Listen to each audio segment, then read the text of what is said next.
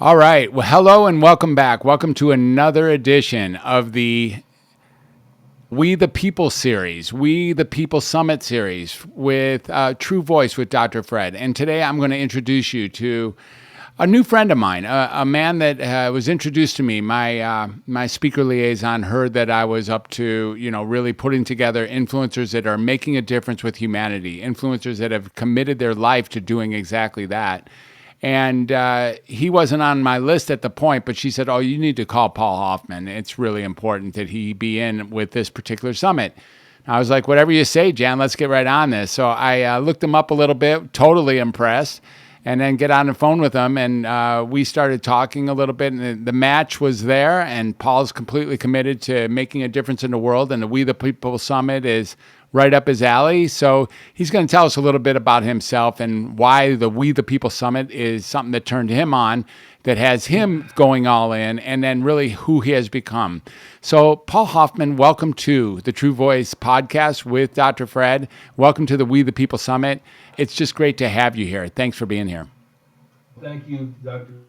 Fred, and I'm honored to participate in it. What the vision that you have and the purpose that you are bringing out into the world is just something that really speaks to my heart, and it's something I do every day, which is encourage people to rise up into who they truly are. The biggest influencer in your life, Dr. Fred, you know this, is you. Right. And unless you get to learn how to get out of your own way, because the biggest obstacle to success that anybody has is themselves. Listen, I got to get out of my way every day, right? But I work at it and I know what I got to do. So as I say, the biggest influence in life is you, and until you can really own that and take responsibility and hold yourself accountable, then what happens is what I call life will pass you by. Defining moments will pass you by. The magic will not show up in your life because you're not open to receive it. Mm-hmm. Mm-hmm. So by being open to receive it, you are then telling the universe and source and whatever you want to call it, to that you're ready for the uniqueness. See, everybody on this planet, there's nobody on this planet, thank God, by the way, Fred, like me. And there's nobody on this planet, I'm not going to say thank God, like you, Fred. No, thank God, dude. Me, Thank God, really. Okay, okay, good. So we're all unique. We all have a unique skill set. We all have a unique talent. We all have a unique brilliance and genius that nobody else has. And so if you continue to live your life by somebody else's version of you or by somebody else's rules, then what happens is you're never going to fully express who you are. And then what will happen is you'll end up living a life wishing and hoping. Mm-hmm. And wishing and hoping is just wishing and hoping. Doing is what's important. Mm-hmm. And so for me, I've been on a long journey in life. I've had many what I call twists and turns. I've had many challenges. I've had a pretty interesting checkered past, if you will. I went to college on a basketball scholarship, and right now I'm very excited because I don't know if there's any basketball aficionados on the podcast, and I'm sure there probably is. But now is March Madness, which is college basketball, is the moment. So I've been having a great time watching basketball, which is I only watch college basketball in March. But I was college basketball scholarship. I played in a Division I school. I had a desire back then in my life to be a pro basketball player. Now, could I have been? I don't know. I was really good in high school, but I'll tell you what, I gauge life in what I call defining moments.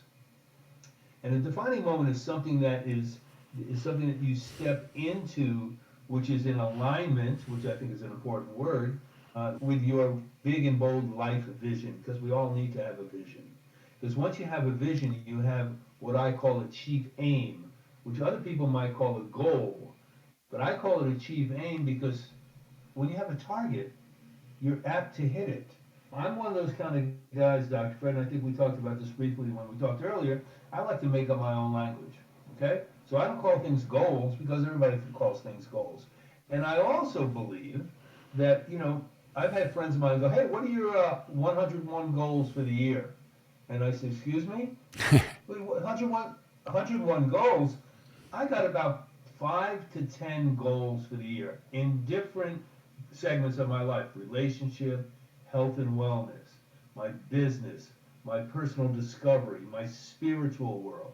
101, man, I'm lucky to do 5 to 10. Mm-hmm. So let's get that off the table right off the bat, right? Mm-hmm. Mm-hmm.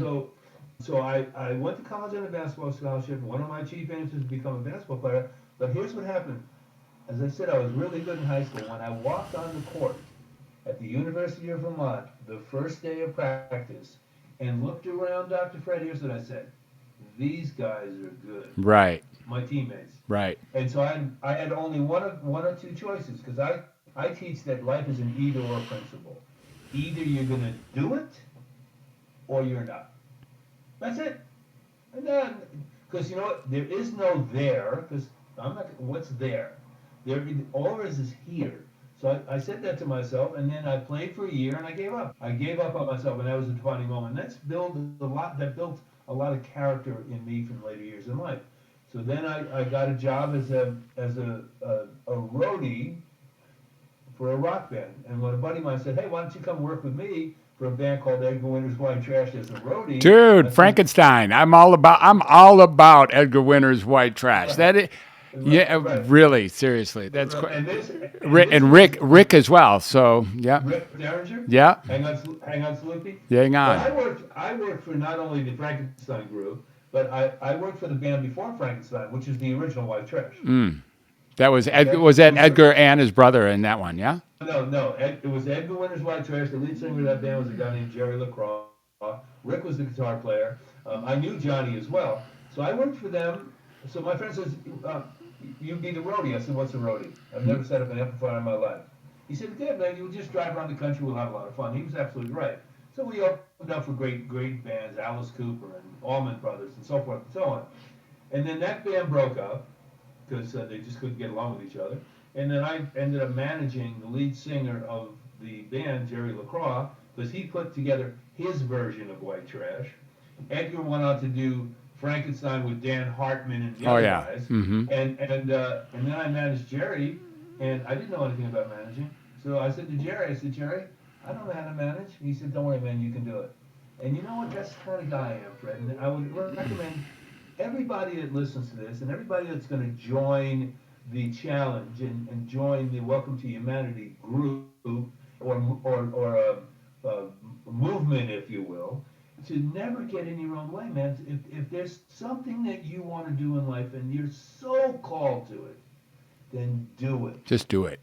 And let the chips fall where they fall because you're going to make mistakes. And it's okay to make mistakes because, by the way, some of the greatest inventions in the world were made by mistake. The way they invented Velcro, for instance, was when a guy who used to work at 3M, or maybe still does, was walking his dog, and he came home and he saw he was a big furry dog. Came home and there's a lot of burrs on his dog. And he said, "That's pretty cool." And they made Velcro. Okay, so here's the thing. A good friend of ours in the personal development world is a guy named Les Brown. And Les Brown was a good friend. And one day he said to me, he said, "Listen, bro, when you fall down, make sure you fall down on your back so you're looking up." And I never forgot that. And it's the truth. So don't hold yourself back by what I call them mind traps. Well, mind traps of "I can't" or "someday I will." By the way, someday is not a day in the week. "I can't," "someday I will," "oh, I don't know how to do it," "I don't know the right people," "I don't have enough money," whatever excuse you want to put in front of you. Okay? Here's the thing about excuses, man. There's always two forms to an excuse. There's the excuse that you make, and then there's the excuse that you make for the excuse. Because that happens, and then that becomes your reality. So after working for Jerry and managing Jerry, and that band broke up because the drummer got killed in a bar fight in Chicago, long story, I then became the tour manager for a band called Emerson, Lake and Palmer, and a band called Pink Floyd. Okay? And so I was on the road for 4 years with them, 2 years each, and then finally I was done. So I went back to school, was going to get a law degree. Sorry this is so long, but it's a little interesting. Going to get a law degree. And then my brother was working as a recording engineer at a jingle company in New York. And jingles, writing music for advertising. And they were looking for a second salesman. I was going to NYU 2 days a week. I had 3 days free. So I went to see them. I didn't know what that meant. But anyway, I took the gig. I went around to big advertising agency, the biggest in the world, trying to get them business. I ended up getting them a lot of business. I ended up becoming their executive producer. And then my brother and I left that company, started our own company. We had a little falling out, and we love each other still. And I started my own company called Paul Hoffman Music in 1980. And the first, and again, I'm a self-taught musician, so I play by feel, and heart. And the first thing, one of the biggest jingles I wrote in 1980 was a jingle. Have you driven a Ford lately? Mm-hmm. Okay, Yeah. which I could sing to many people who are in my age range, maybe a little younger than me, and I can sing it to them, and they'll always go lately, Yeah. right? Yeah. Oh, So yeah. people know that thing. Oh, yeah. And then during that time, Fred, I ended up acquiring a very severe but had a lot of fun cocaine habit. $2,500 a week. And then November 14th, 1988, they put me in a straitjacket, sent me to the 14th floor psych ward at St. Vincent's Hospital in New York City, and that was a defining moment. Hmm. And then I woke up out of that daze, if you will, got healthy, moved to California, was in the jingle business still, and then I decided, okay, I don't want to be in the jingle business anymore. Although I still do write music, I have a brain technology and some other things. And then I got involved in a spiritual center in Los Angeles called Agape, which is a Michael Beckwith church. And I met a guy named T. Harbecker, which is where I met Jen.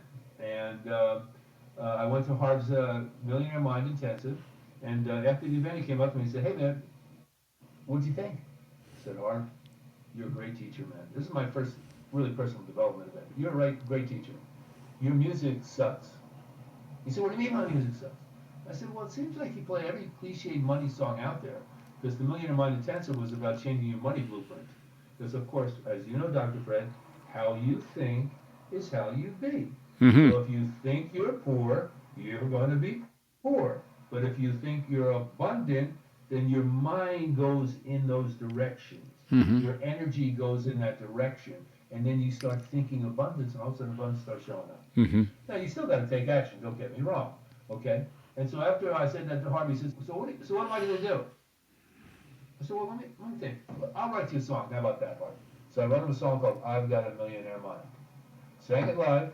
Comes up to me after it, and he says, "Hey, man, can you write songs for all my courses?" I said, "Well, Harv, here's the thing.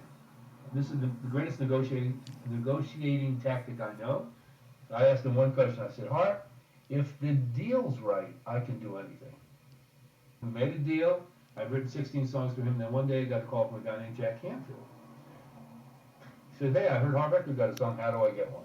And the list goes on and on and on. So I created this company called Success Songs, and you can go to successsongs.com, put your name and email in, and you get a free song. I'm not trying to sell you anything. And that's how I started in what I call my world, which some people would say, well, I'm in personal development, which I guess is true, but I don't call myself a personal development teacher. I call myself a personal discovery architect. Mm. Because if you want to develop something, you first got to discover it. So I help people discover what they want to do in their life. And then that's lit. And because of Harv, that's led to courses and speaking and all sorts of things, being on this podcast. And so that's my story, man. So, there's a lot more to it, but my message is, again, as I said back at the beginning, you are your greatest influence. Yeah. And in order for you to influence the world, you got to influence how you think and how you show up in the world. And you got to influence it with what I call positivity and things that really get you to spread your genius, shine your brilliance, step into your greatness, unleash your imagination. All the things that we know create fear in people because, oh my God. No, man, not oh my God. Just step up and go for it.